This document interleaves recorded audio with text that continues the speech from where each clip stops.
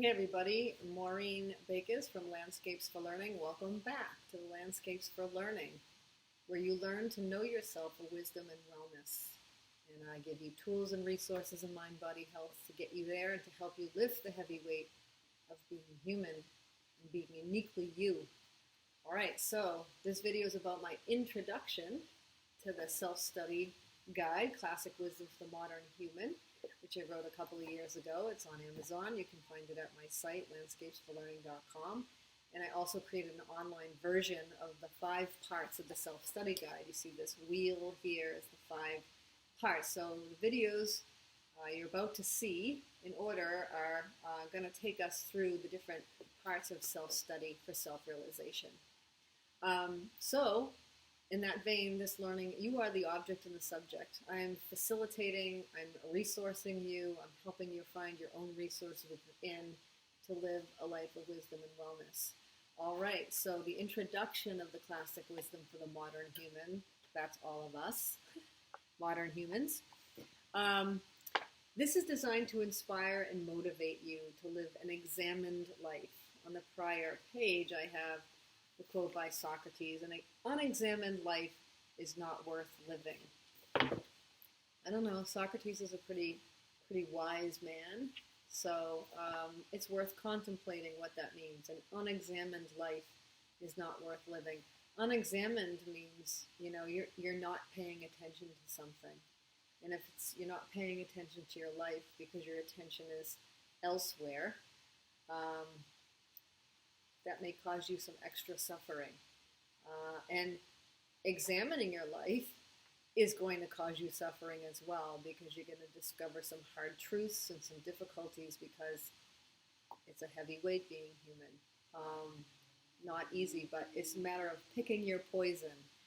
I happen to think, and the wise people of our ancestry and history also believe, that to live an examined life is probably the better path. Okay, so I'm hoping to motivate you to do some self-examination. Not because there's something wrong with you, not because you want to fix what's broken. Give me the answers, right, so I can get the A? No. That's conditioned schooling, and if you're a Westerner or American, you understand what that means, but you are not your GPA. You are not your grades. That's not who you are. This is a different kind of learning. This is a more authentic form of learning than academic achievement and achieving outcomes. Okay, this is process-oriented, focused on you. It's focused on love, unconditional love, without conditions. So contemplate that. I know, it's the opposite of the usual Western mindset.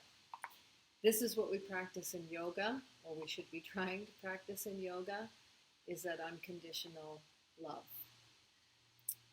Okay, so I hope to give you simple, pragmatic tools for everyday use. It's about the why and how to know thyself so you can express your uniqueness for a lifetime of wellness and well-being. It's a 5-part process of self-study so you can articulate yourself to yourself and empower yourself to more deliberately author your own life story. So there'll be some writing involved. That's not just a metaphor. So my purpose in this guide is to encourage you to look inward at least as often as you look outward, which is why it begins with attention. Look up from your screens, away from your teachers, even me. Okay, when you're done with the video, focus on yourself.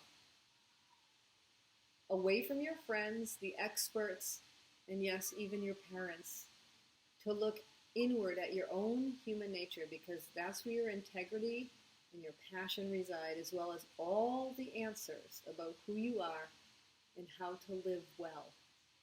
You just need to shift the attention, listen carefully, and you can cultivate both of those things. How to pay attention on purpose, non-judgmentally, right? And to, what was the other thing? Shift your attention and I don't know what the other thing I said was. Shift your attention inward, control your attention, learn how to manage it. Oh, listen, on purpose, right? openly with compassion, compassionate listening. Compassion means you suffer with, right? No judgment. You just be with your own suffering. Be with whatever is, whether it's joy or suffering, whatever it is. Be open to it. Try not to change it. Just accept it for what it is, what's happening in the moment. That's mindfulness. Okay, maybe you've tried to meditate and been mindful before and you feel like a failure because your body doesn't allow you to do that. You're jittery. You can't sit still. You can't control your mind. I'm also going to give you tools for nervous system regulations. When you get to know your body, your nervous system, how it functions, your gut, your heart, all of it, right? And the thinking brain, the cognitive behavior, and the talking back and forth between them, the mind, the body connection, and how that works. Those are all the resources I'm going to give you and information I'm going to teach you. It's a messy process. You're going to get this information and then you're going to try to apply it to yourself and understand your own nervous system. And it's a process and it takes time and you have to be committed. And it's going to be difficult at first because you may not know how to regulate. You may be dysregulated. You may not know how to focus. Your attention might be weak. We have to kind of cultivate through practice those things. And I promise, as you practice, it will very, very, very likely get more familiar, less scary, and lead to transformation. So, seatbelt on, decide you're going to go, and commit to it, and just do the best you can, okay? You're human. You're going to make mistakes. You're going to fail. It's trial and error. It's a messy, messy process. Just hang in there. It's okay. Okay, so it's a 5-part curriculum. We're going to learn how to manage attention, understand its relationship to your values, increase your self-awareness, which means the mind and the body, realize the value of embracing challenge and obstacles and problems and messiness and fear, to build character, discipline, and resilience viscerally in your nervous system. It's a process. I have lots of resources. And make more intentional choices to respond to life experiences rather than mindlessly reacting to them or unconsciously. I hope to teach you in the part on choice about not letting life yank you around. You know, you don't know what the heck is happening or what got into me or I don't know what came over me. That happens, right? We'll become more mindful. When you're regulated in mind-body through your attention, self-awareness, and coming into direct contact with your suffering and being with that in the moment without trying to change anything, that's challenge. You will be able to make more conscious choices. Because your body will be regulated, your mind will be clearer and more able and online to make some good decisions. It's a practice. It's a visceral, embodied learning process. And finally, you'll learn to approach life with the attitude of a lifelong learner. That's that curiosity. That's that everything's okay. Even when it's uncomfortable, even when you're failing, even when you're doubtful and skeptical, even when it's hard or you uncover a difficult truth, you're okay. It's just a process of learning.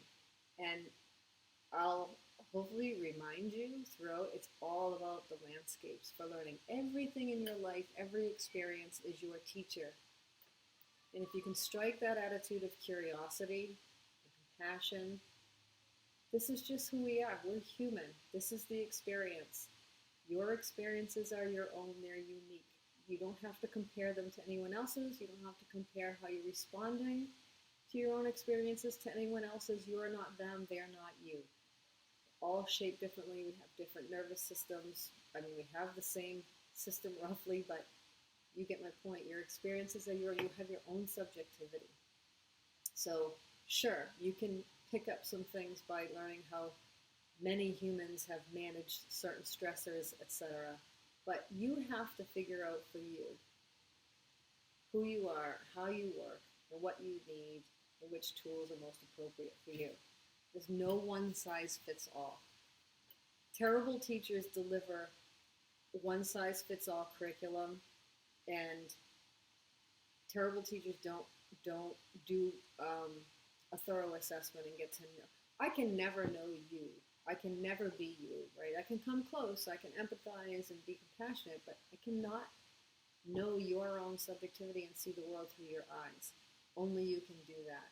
So a good teacher acknowledges that and respects you in your learning process and self-understanding and all of the limitations and difficulties that go into that. And I'm simply here to give you resources and tools and help you try and fail and be there to hold space for you while you go through this messy, and celebrate with you when you're in need of celebration. All right, so we're going to approach life with the attitude of a lifelong learner. We're in it for the long haul, guys. It's a long-term thing. It's not quick fix. Give me the answers. I want to be happy. I want this outcome. I want that outcome. I expect this outcome. I expect that. No, different kind of learning. This is wisdom and wellness. It's not schooling for outcomes and for achievement. We're not trying to get anywhere except be who we are. All right. Hopefully we'll cultivate an openness to experience, welcoming life, welcoming all experiences, even the painful, even the difficult. Those are usually the place where you do the most opening up and learning and growth, even though painful, right? A beautiful flower can only blossom unless there's that mud and rain, right? Okay, so mapping the landscape of you, attention, self-awareness, challenge, choice, and learning. Next time I see you, we'll talk about how a good traveler has no fixed plans and is not intent on arriving. Lao Tzu. And we'll get into honesty as we enter into this Landscapes for Learning, Self-Study for Self-Realization workbook. What does honest practice means? We'll talk about limits and possibilities. We'll talk about self-study goals and objectives of this curriculum for self-study, and then how to use this guide. All right, I'll see you next time. Please share this video, share my channel, and please visit landscapesforlearning.com. Maybe offer some of these resources to people that you think would benefit, teachers, anybody, parents who helps people grow, anyone in the fitness industry, therapy, helpers of all sorts, wherever learning and health is, it matters, which is pretty much everywhere. So please share, and I'll see you next time.